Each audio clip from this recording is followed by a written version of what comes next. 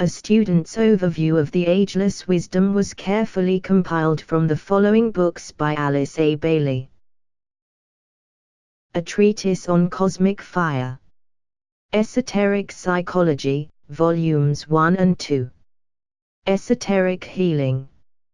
Esoteric Astrology. The Rays and the Initiations.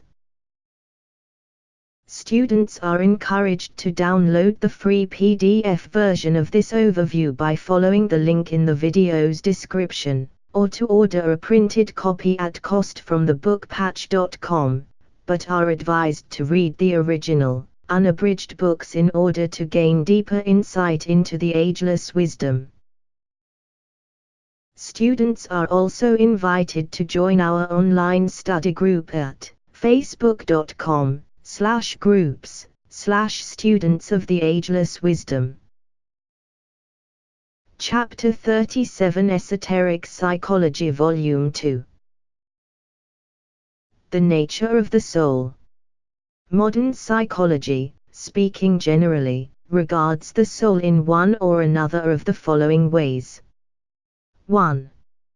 Either non-existent, the only obvious and provable thing being the intelligent mechanism.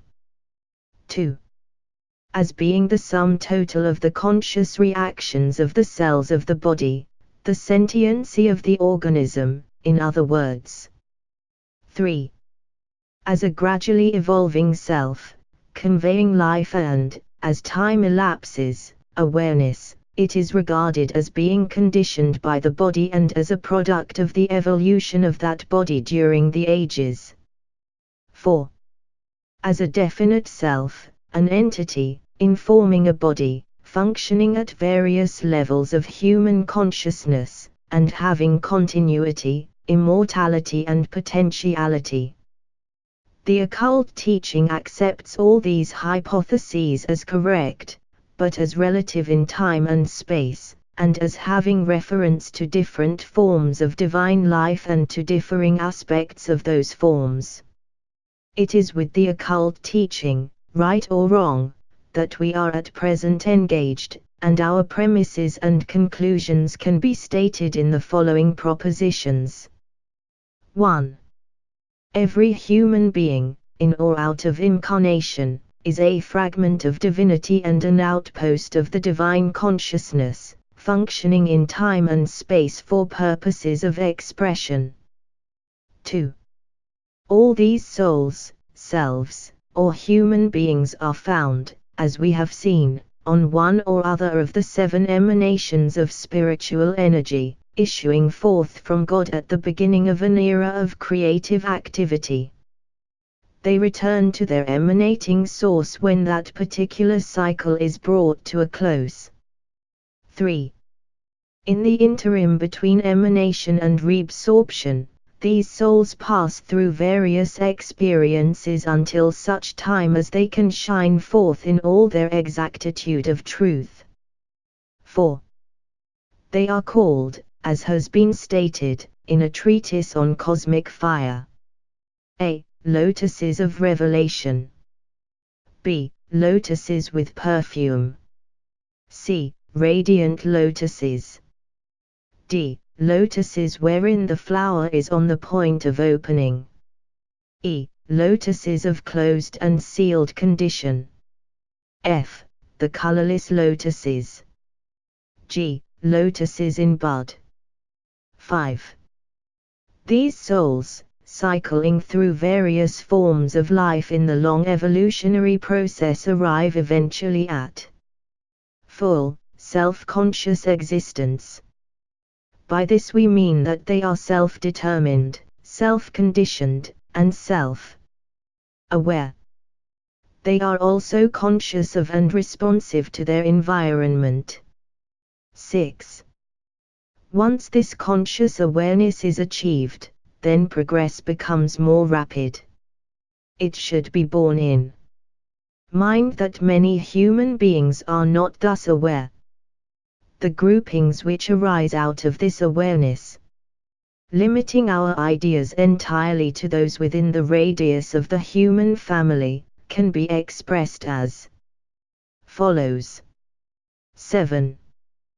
The souls who live but whose consciousness sleeps.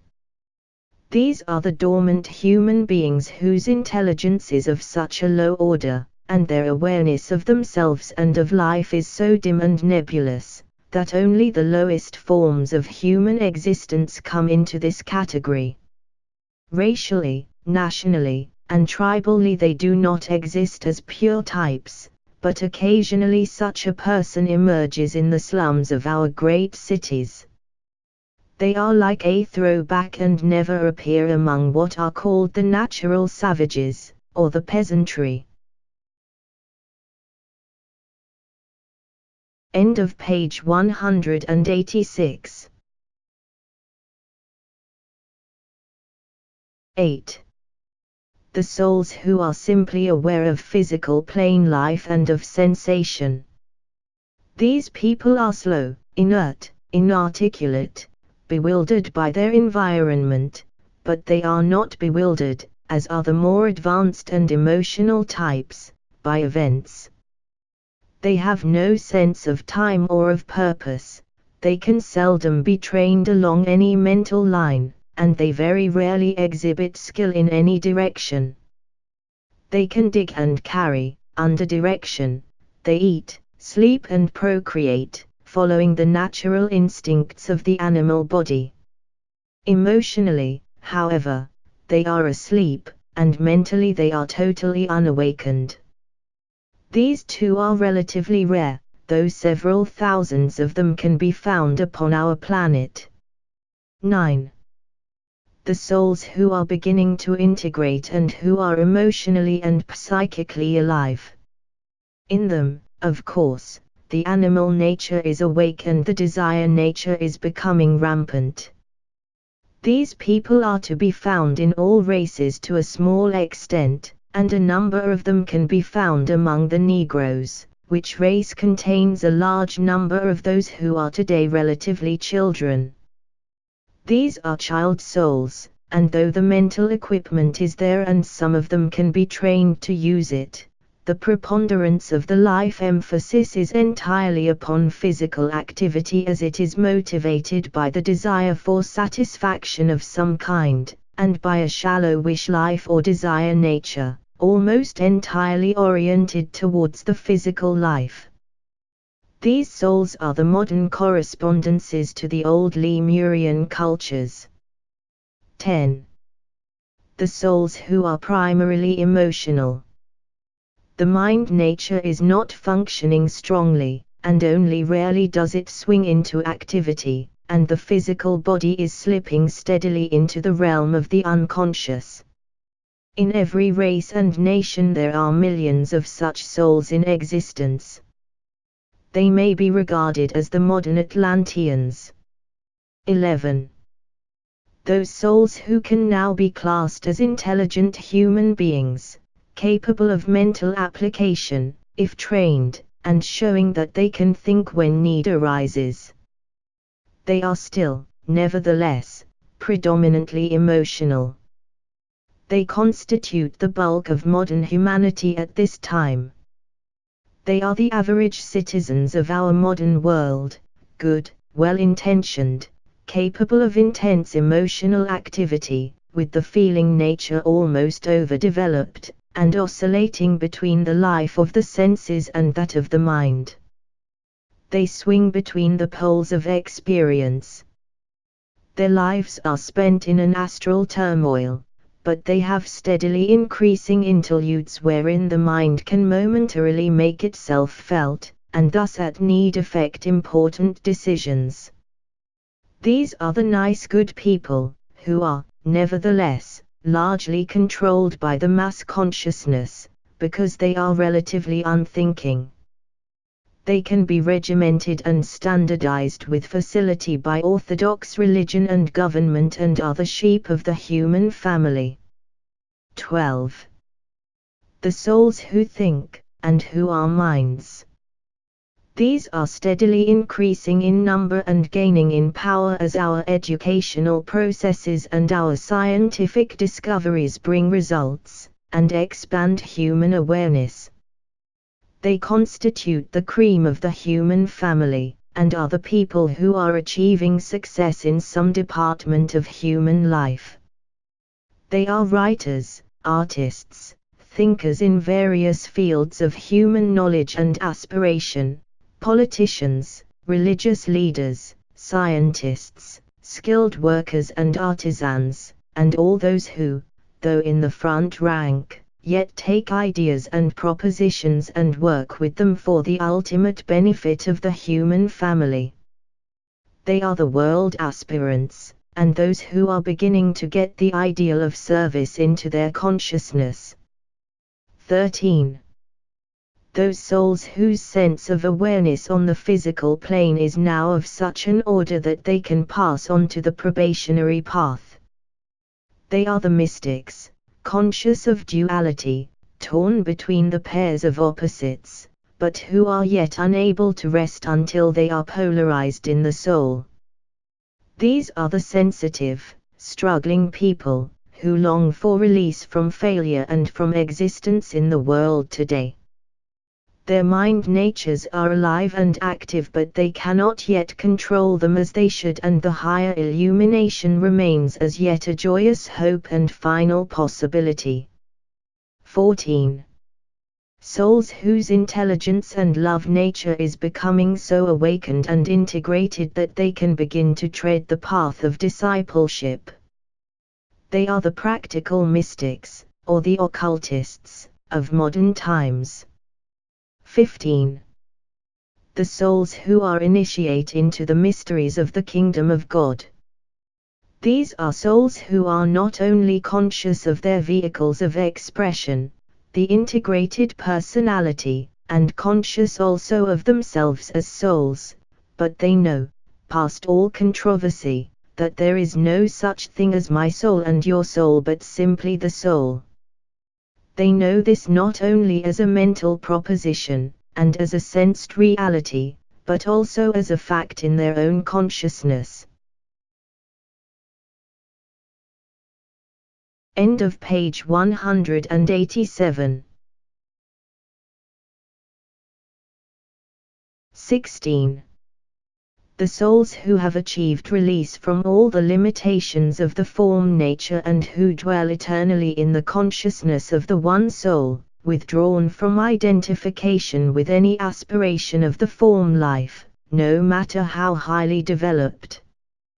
They can and do use the form at will for the purposes of the general good. These are the masters of life, the perfected adepts.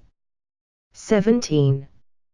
In the development of the race at this time, we can now study the types, the qualities of these souls, the apparatus of response which they must use, and the nature of the mechanism of contact which they have constructed in order to enable them to function in the world as we know it today.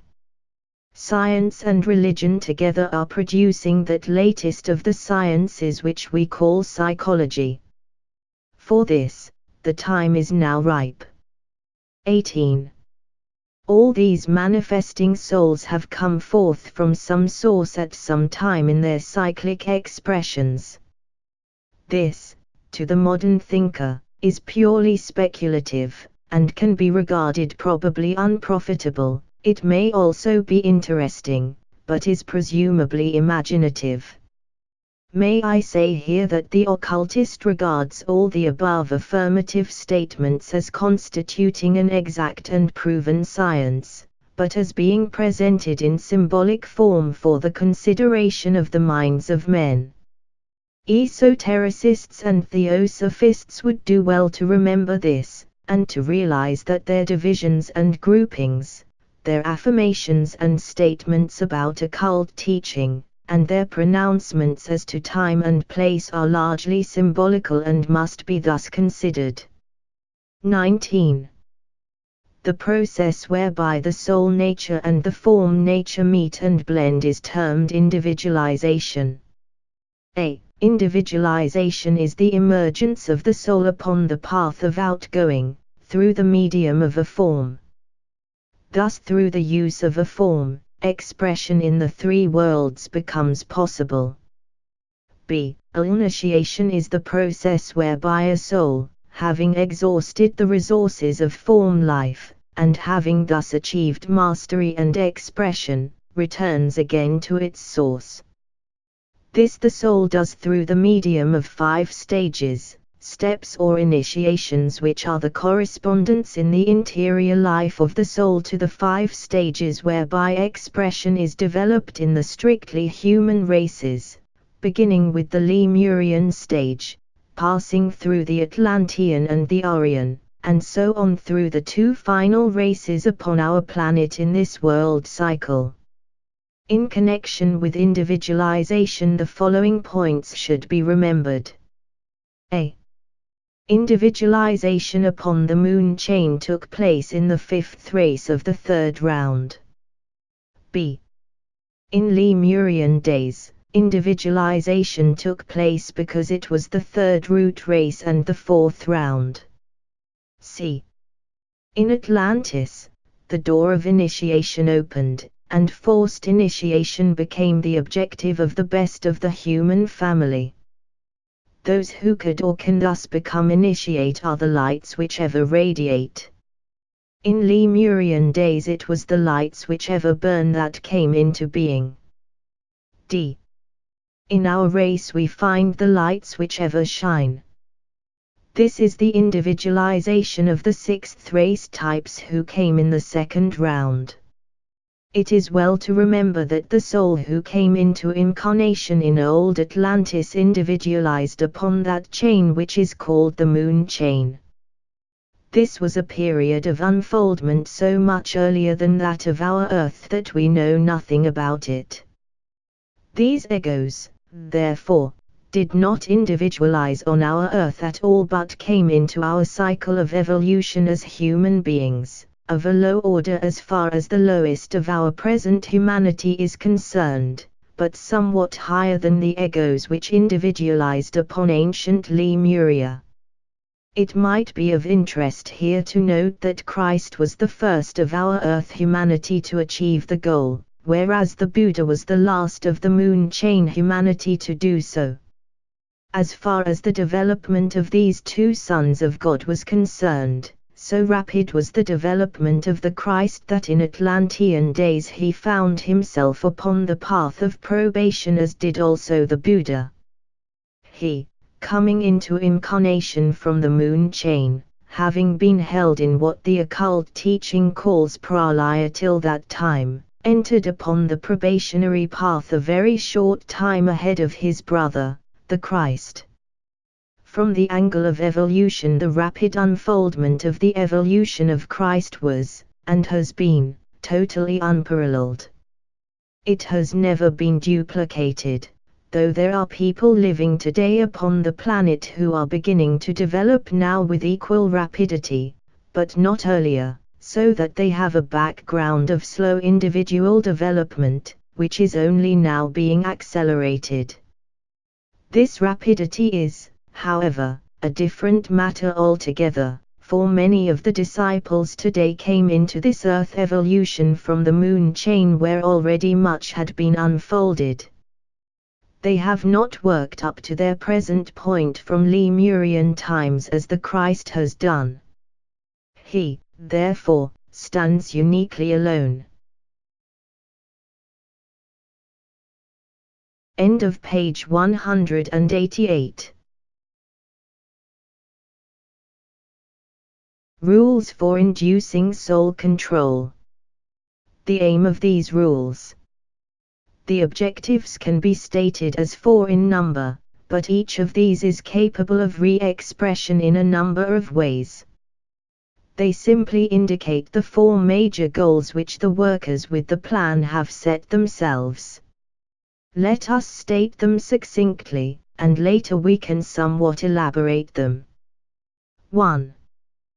The first aim and the primary aim is to establish, through the medium of humanity, an outpost of the consciousness of God in the solar system.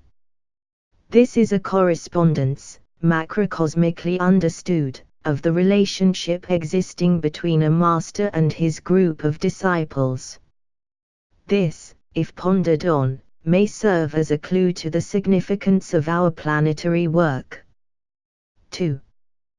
To found upon Earth a powerhouse of such potency and a focal point of such energy that humanity, as a whole, can be a factor in the solar system, bringing about changes and events of a unique nature in the planetary life and lives, and therefore in the system itself, and inducing an interstellar activity. 3. To develop a station of light, through the medium of the fourth kingdom in nature, which will serve not only the planet, and not only our particular solar system, but the 7 systems of which ours is one. This question of light, bound up as it is with the colors of the 7 rays, is as yet an embryonic science, and it would be useless for us to enlarge upon it here. 4. To set up a magnetic center in the universe, in which the human kingdom and the kingdom of souls will, united or at one, be the point of most intense power, and which will serve the developed lives within the radius of the radiance of the one about whom naught may be said. The 7 factors or rules for inducing soul control are: 1. The tendency, innate and ineradicable, to blend and synthesize. This is a law or rule of life itself. This tendency results, on the form side, in destruction and wreckage, with its accompaniments of pain and sorrow. On the life side, it results in release, liberation and subsequent expansion. This tendency is the basic cause of all initiation, individual, racial, planetary and systemic. It is the result of an act of the will, and is caused by the impulsion of the sensed and innate purpose of God. However, and this is a point oft forgotten, this tendency is motivated by the recognition of the planetary logos, that his plan is conditioned in its turn, and is an integral part of a still larger plan, that of the solar deity. God, the solar logos, is likewise conditioned by a still higher life purpose. 2. The quality of the hidden vision. This quality, on the form side, produces physical sight, astral illusion and concrete knowledge. On the life side it produces illumination. This includes the widespread illumination reflected by our planet in the heavens, as well as that which makes an individual man a light bearer, and which will eventually enable humanity, as a whole, to constitute a station of light upon Earth. This quality is the basic cause of all sensory perception and is the instinctive urge to consciousness itself, in all its many phases. With this quality the hierarchy has to work, intensifying it and giving it magnetic power. It is the high result of desire, which is itself intrinsically founded on the will to form a plan and a purpose. 3. The instinct to formulate a plan. This instinct governs all activity which, in process of evolution, divides itself into instinctual activity, intelligent activity, intuitional or purposive activity, and illumined activity, as far as mankind is concerned. This includes that department of the hierarchy which works with humanity. The higher phases of planned activity are many and diverse, and are all synthesized under the third ray activity, at present focused in the seventh ray. End of page 189. Viewed from the form side, this faculty of planning leads to separative and selfish activity. Viewed from the life side, it leads to a blended cooperation which swings each unit of energy in every form, in all its subjective and unified aspects, into the task of unification. This is potently taking place in the world today. It is the tendency to at-one-ment which leads the human being, first of all, to the development of an integrated personality, and then to the submergence of that personality in the good of the greater whole. This constitutes the basic cause of evolution itself, individual, planetary and systemic. b. This instinct is the result of the development of manas, or mind, and the emergence of the intelligence. It is the peculiar quality or instinctual nature through the means of which humanity empresses the first ray of willed intent, fostered by desire, and transmuted into intelligent activity. 4.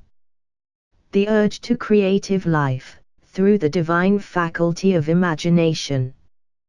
This urge is, as can easily be seen, closely connected with the fourth ray of harmony, producing unity and beauty, one through conflict.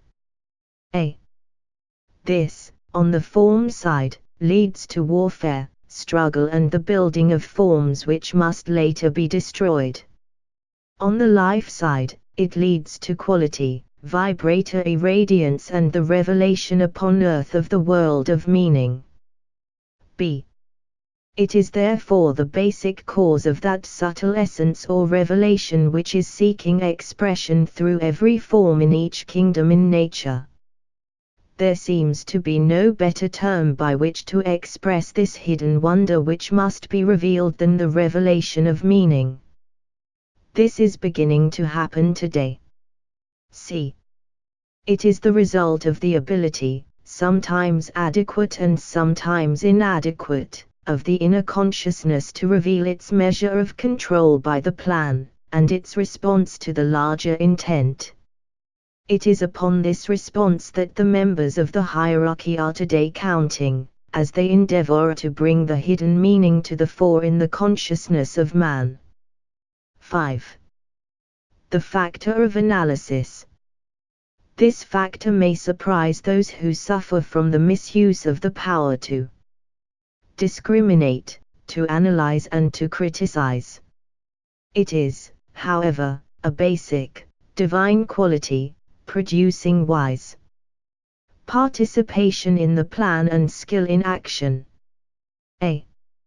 On the form side, it manifests as the tendency to separate, divide and to place in contradictory positions.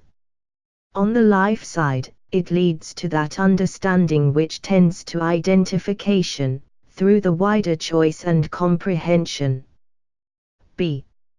It is the basic cause and impulse which will lead to the eventual appearance of the kingdom in nature, higher than the human, which is strictly that of the soul, and will produce the manifestation upon earth of the fifth kingdom in nature, that of the kingdom of gods. This phrase should be noted. c. It is the result of the active work of the sons of God, the sons of mind, and is the part which they are contributing to the total planetary contribution, as part of the great systemic plan. The hierarchy itself is the outer and inner manifestation of the sacrifice of the divine Manasaputras, and its members respond to their sensed vision of the plan for the whole. The hierarchy is essentially the germ or nucleus of the fifth kingdom in nature. 6. The quality, innate in man, to idealize. This is founded upon the success of the plan itself. This plan sought originally to awaken in man the following responses: right desire, right vision and right creative activity, based upon right interpretation of ideals. This triplicity of purpose merits thoughtful consideration.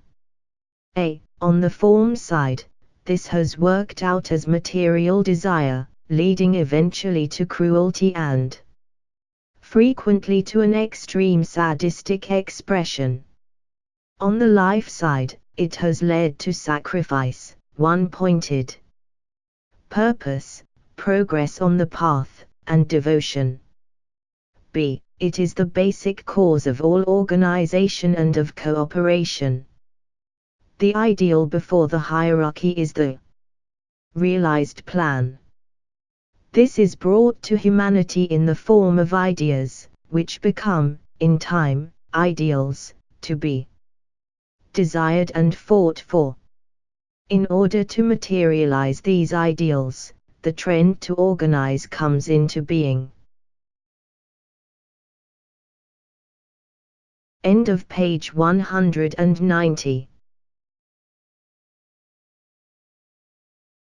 C. It is the result, curiously enough, of the work of a peculiar group of world workers, who are recognized by humanity under the name of world saviors. These are the founders of those forms, through which the divine ideas become the ideals of the masses, in all realms of human thought. D. Every great world leader is necessarily a suffering savior. 7. The seventh rule or controlling force with which the hierarchy works is the interplay of the great dualities. Through the activity engendered by this interplay, and through the results achieved, producing always a third factor, the whole manifested world is swept into line with the divine purpose. This does not become apparent to the man who is immersed in the detail of life, but could we see the planetary life as it can be seen by the masters themselves, we would note the pattern emerging in all its beauty, and the structure of God's thought for the universe appearing today in clearer outline, and greater synthesis and beauty of detail than ever before. A. On the form side, this produces the sense of being imprisoned by the time factor, the victim of speed, and the implacable forces of all life activity, as they play upon the imprisoned human being. On the life side, it results in rhythmic living and conscious adaptation of energy to the immediate purpose and goal. B. It is necessarily the basic cause of the appearance and the disappearance of forms, human and humanly constructed. C. It is the result of at-one-ments wrought out on the physical plane, thus producing the lower unifications, just as the at-one-ments wrought out hitherto in the human consciousness, have produced unification with the soul. The higher at-one-ments, hitherto effected on the plane of mind, have to be expressed eventually on the plane of physical life. Laws and rules. 1. The laws of the universe express the divine will, and lead to the manifestation of divine purpose. This is wisdom. They ordain and nurture the plan. 2.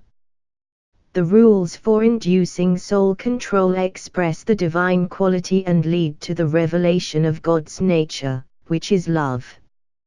3. The laws of nature, or the so-called physical laws, express the stage of manifestation or the point reached in the divine expression. They concern multiplicity, or the quality aspect. They govern or express that which the divine spirit, which is will, functioning in love, has been able to effect in conjunction with matter for the production of form. This emerging revelation will produce the recognition of beauty. Types of vibration affecting man. 1. The vibration of the soul itself. 2. The vibration of the inner group with which he is, even if unconsciously, affiliated. 3. The vibration of the master as the focal point of the group. 4. His ray vibration, as sensed via his soul and the master. 5. The vibration resulting from the interplay between his soul and his personality. 6. The 3 different vibrations of his vital body, his emotional body and the mind. 7. The vibration of the groups or the group with which he must work upon the outer plane. 8. The soul vibration of other people whom he contacts. 9. The vibration of such a group as the new group of world servers. End of page 191. End of chapter 37.